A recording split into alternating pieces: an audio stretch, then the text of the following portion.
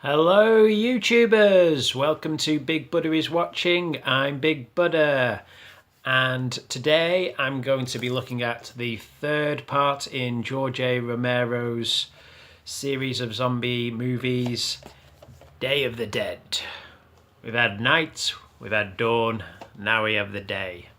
Interestingly, I said I think it was my Night of the Living Dead review that I didn't know why he didn't use the Living Dead title in all the subsequent sequels. I've since actually found that out. It's because when him and the original writer of Night of the Living Dead, John Russo, went their separate ways, they had an agreement that Romero would make any subsequent sequels to the film, but any film that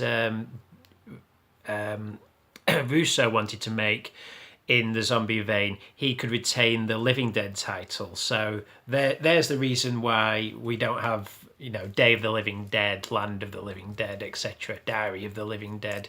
But we do have Return of the Living Dead, which I didn't realise until I only watched it last night, was based on an original novel by John Russo, the original author of Night of the Living Dead, with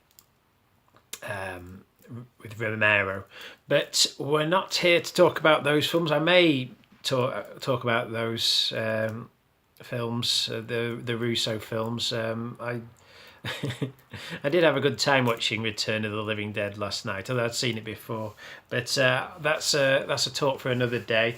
Today I'm going to be looking at Day of the Dead, which I shelled out and purchased the DVD from Amazon, and I'd seen it a couple of times before, but I hadn't watched it in a while, and I have to say I was pleasantly surprised. This is quite a good film. It's I didn't I sort of had a memory of enjoying it, but being taken aback slightly that it wasn't Dawn of the Dead, and it isn't Dawn of the Dead. It doesn't quite hit the heights of that film, but if you look at it as a standalone movie, which is what I'm going to attempt to do today, then I think it does stand up. I think it is a pretty solid work.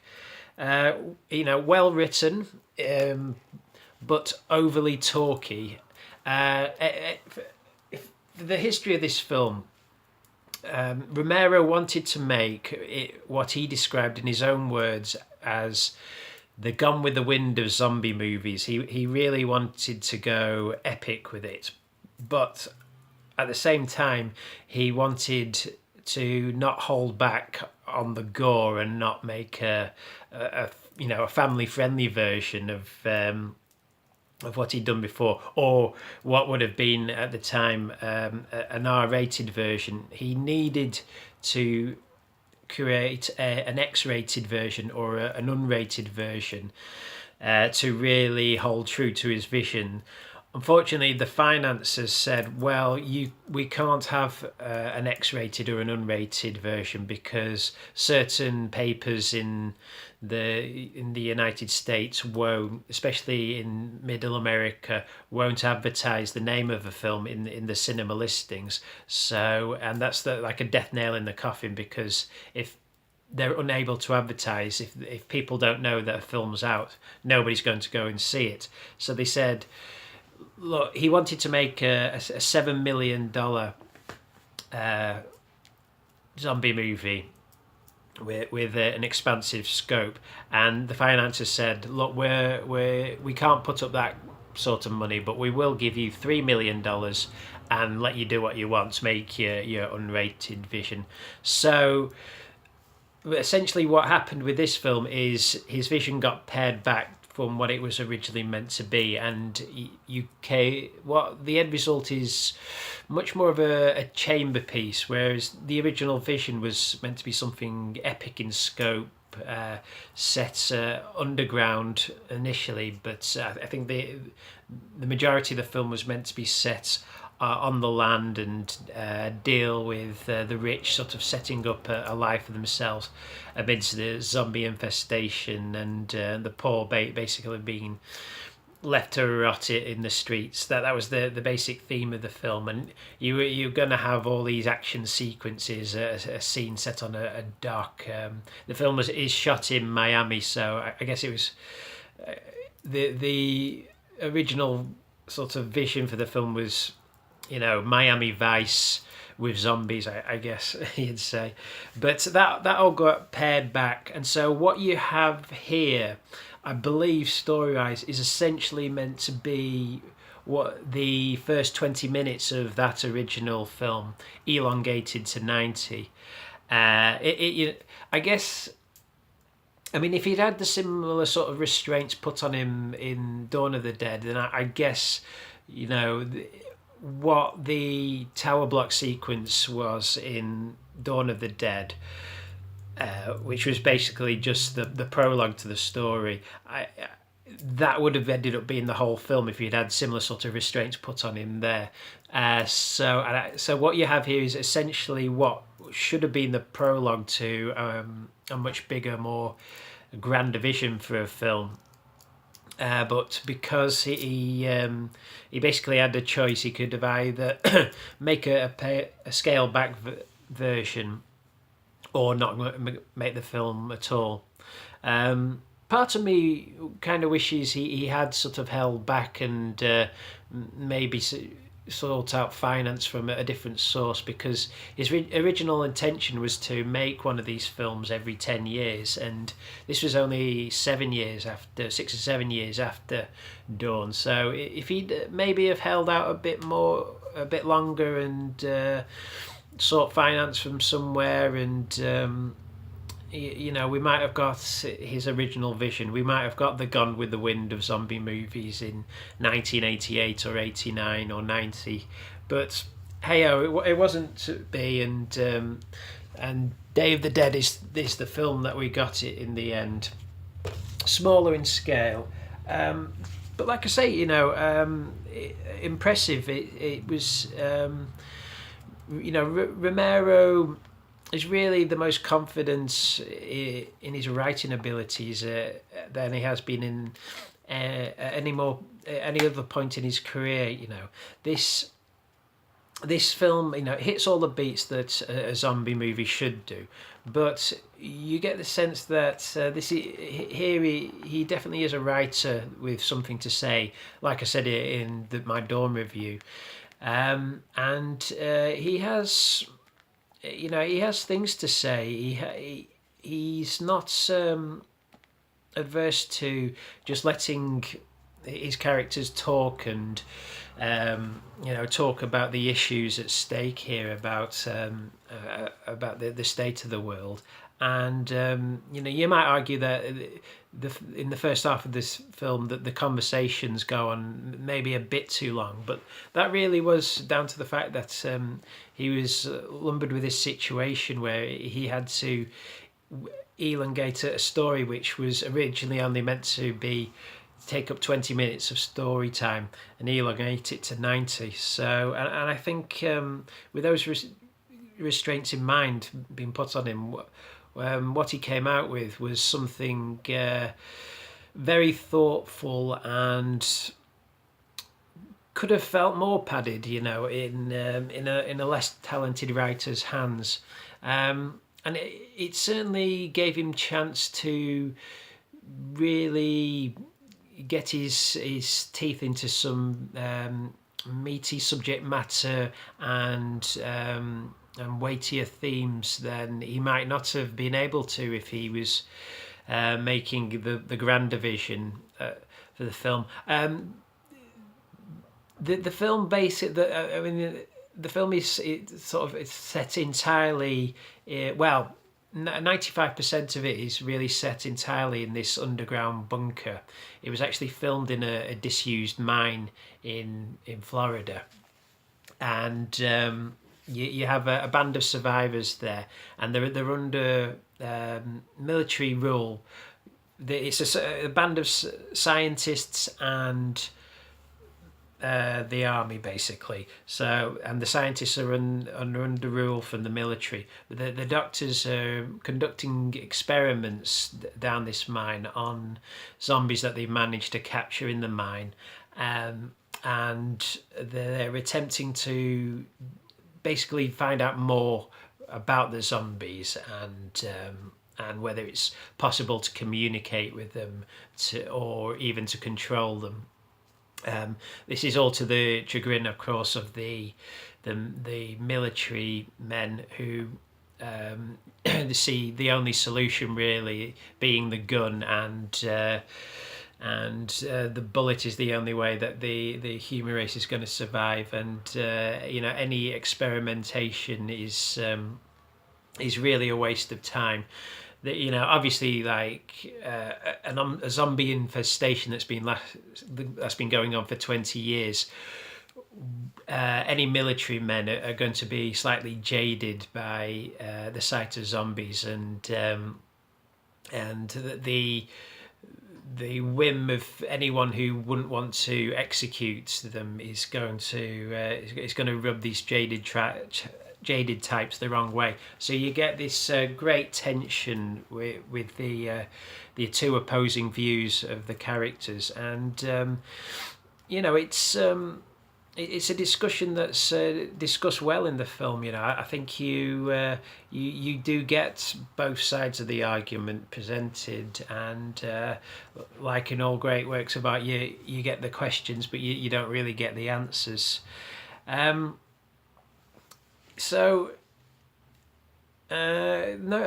Notable scenes in this film. You get Doctor. Well, he's nicknamed Frankenstein in the film, but you get Doctor Matthew Logan, who's nicknamed Frankenstein. He's basically the one doing all the major experiments and finding out the facts about the zombies, and how they stay alive, and whether it is possible to communicate with them. And some of the best scenes in the film revolve around him and one zombie in particular who gets nicknamed Bub in the film, in particular there's a scene where he gives Bub, the chained up zombie, a book, and Bub picks up the book and starts leafing through it, and then he gives him a razor and he picks up the razor, and instinctively he knows to take it to his face and start using it, and then starts taking the flesh off with it. And then, the most tellingly of all, he gets given a revolver, and Bub picks up the revolver and cocks it. So there's a sort of elongation of the zombie myth, and an elaboration of it, that maybe zombies can have some sort of sense memory of their previous lives, and be taught simple tasks. Of course, the ethics of experimenting on zombies and in the name of scientific discovery are called into question later on, when it's discovered that Dr. Logan is rewarding Bub for being good by feeding him body parts of the deceased members who've been killed earlier on in the film. So you get all these ethical debate questions raised, but those are the blood and gore and splatter scenes aside, those are some of the best scenes in the film. Mentioning Bub as well. Bub's one of the most interesting characters, really, in any of Romero's films. It's and also in a funny sort of way, the best performance in any of his films. I have to give a shout out to the actor Sherman Howard, who's actually credited as Howard Sherman for some reason in the credits. But he gives, although he's playing a zombie, there's a real character there, and there's great moments where there are moments where Dr. Logan reaches for Bub, and Bub just grabs his hand, and you're not sure for a second whether he's going to bite him, or there's sort of a moment of trust bonding between the two characters there, and then he decides to let him go. But like, say, Peter Weller in RoboCop, who's essentially playing a dead man, a great actor can still give a performance as a dead character, or Daniel Radcliffe in Swiss Army Man. They can still look like there's a thought process going on, even in a cadaver, and that's what's really impressive about Sherman Howard's performance in this film is he manages to make you see the thought process of a zombie and empathise and even sympathise with the character towards the end of the film. So it's a really great performance, and it's kind of telling about Romero. Have I said if he does have a weakness, it's his way with actors, and he does like to work with amateurs rather than movie stars. There's Romero a lot of the time, and his way with actors is not great. He does manage to get really terrible performances out of a lot of his stars.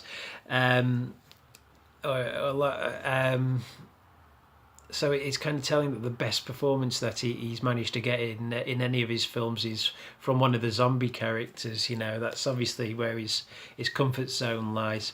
Bob was an interesting character because he kind of prefigures where the story will go in the next film, Land of the Dead, where, for better and worse, you got gun-toting zombies evolving and learning, and I know a few people who didn't like that element of the film.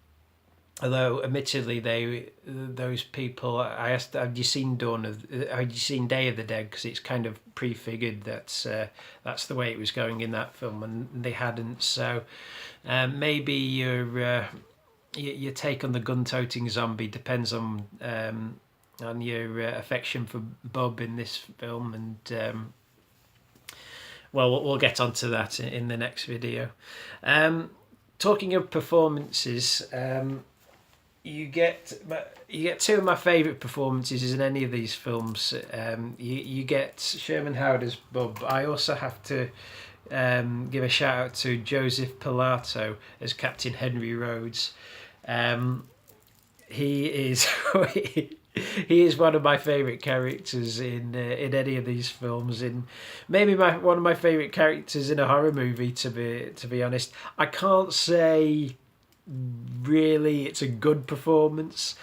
It's so over the top, but he is so entertaining. He's basically this crazy colonel. Is he a colonel? No, he's a captain. He's in charge of the military operation down in the bunker, and he just gives one of the most over the top, crazy, manic performances I've ever seen put on film. I absolutely love the guy. One of these actors. It's a shame he didn't really go on to a lot of other things after, because he certainly had the looks to be a movie star, but maybe the OTT quality of his performance in this is maybe put people off casting him in other things. It's a real shame because it's a great character, and I've said in other videos, I'm attracted to the asshole characters in films, the slimy slime ball Weasley characters, and Rhodes in this he encapsulates all that. He's so much fun. There are some OTT characters in this. I mean, the scientist characters kind of come off well. They kind of work, but the military characters, a couple of them, at least the ones that meet the demise in the final act, uh, give very, very OTT performances, and I think there, some reining in from Romero wouldn't have gone amiss. Some tempering down of and taking it down a notch, but hey ho, each to his own. The effects work in this. I was really impressed by. Again, it's Tom Savini and a young guy called Nick what's he called? Vic Notaro, very famous effects makeup guy now in the industry. He does all of Tarantino's films now, but their work in this, I mean, it's leaps and bounds ahead of what they did in Dawn, which was I think they had a few crews working on this, so you still get the sort of blue and grey faced Dawn zombies, but here you get a more modern looking fleshy zombies, latex makeup put on actors playing the more prevalent zombies like Bub, and it looks great. It's some of the best zombie stuff I think ever put on film, if you ask me. I mean, zombies are kind of a different beast now. Now, I mean, now you get zombies that are created in the computer, and makeup effects that are created in the computer, which is a real shame because the stuff they did in this film over 30 years ago, it looks incredible. Savini, sort of a genius at misdirection in films when it comes to it's almost like a magic trick that he pulls off, because you get scenes where it's obvious that a human actor must be involved. Excuse me, because the bodies are moving, but they'll have missing head parts. There's a zombie in this with just a completely missing skull and just the brain, but it's obviously a human actor there working the body, or one that leans up and his chest falls open, and you think, well, how physically have you created that space for the fake guts to fall out? And obviously it's acted with heads through tables and appliances set in places and things like that, but and tricks like drills that with the drill bit goes in, squirts blood, but it looks like it's going into the skull, and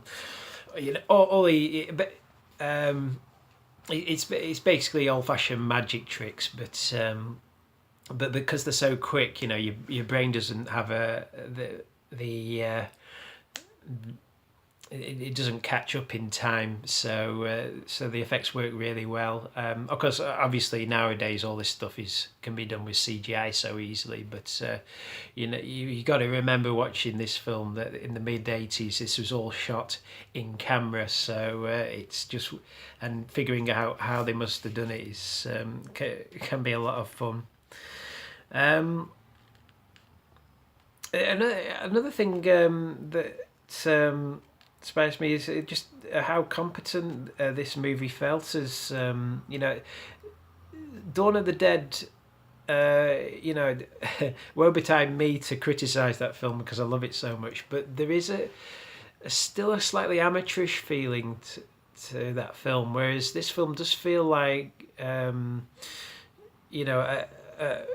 any other film that came out at that time. It feels very contemporary, or it feels very 80s. There's a very sort of John Carpenter vibe to it, almost to the point where if you took Romero's name off this and stuck Carpenter's name on it, I totally buy that this was a Carpenter film. It's made with that level of expertise.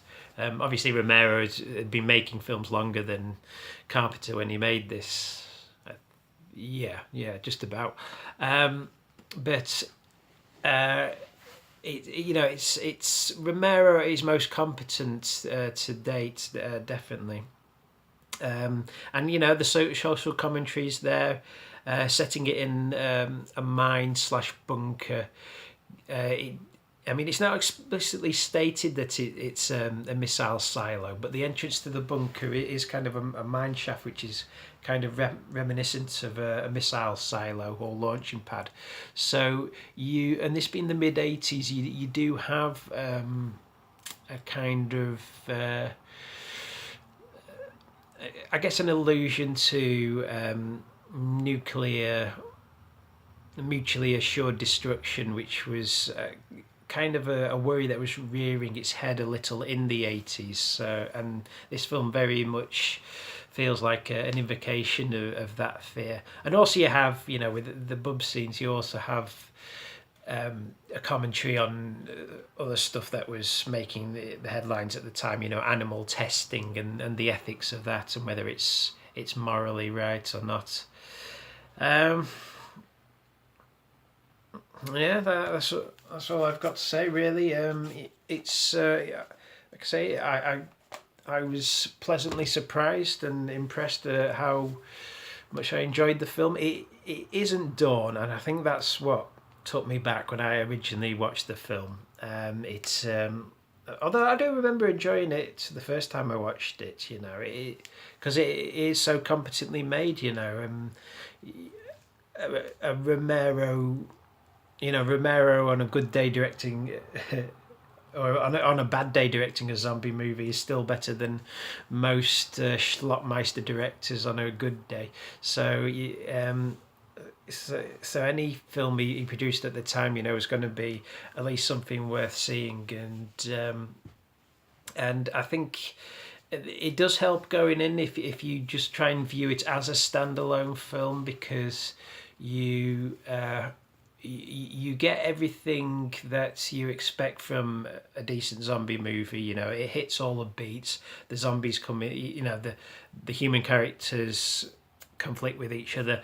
The zombie invasion happens in the final act of the film, and you get some really great gore and some really visceral, horrific scenes towards the end, which you'd expect, and the standard, zombies eating flesh, and it gets really pretty disgusting towards the end of the film, as all these films do.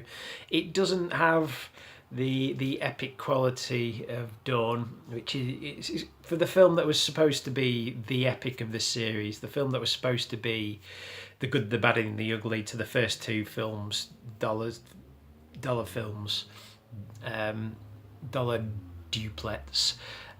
This, in the end, Dawn, I think, ended up being the epic, and this is the the sort of equivalent to the first film that sits either side. The sort of bread to the Dawn sandwich. Dawn, the meaty human flesh sandwich. That was Dawn. So, rabbited on too long as usual, but there you go. Dawn of the Dead, solid zombie movie of the 80s.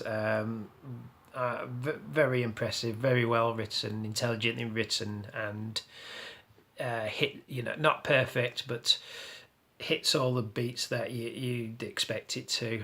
So gets a recommendation for me. So that's all for me from now, but until next time, folks, I shall see you all out there in YouTube land.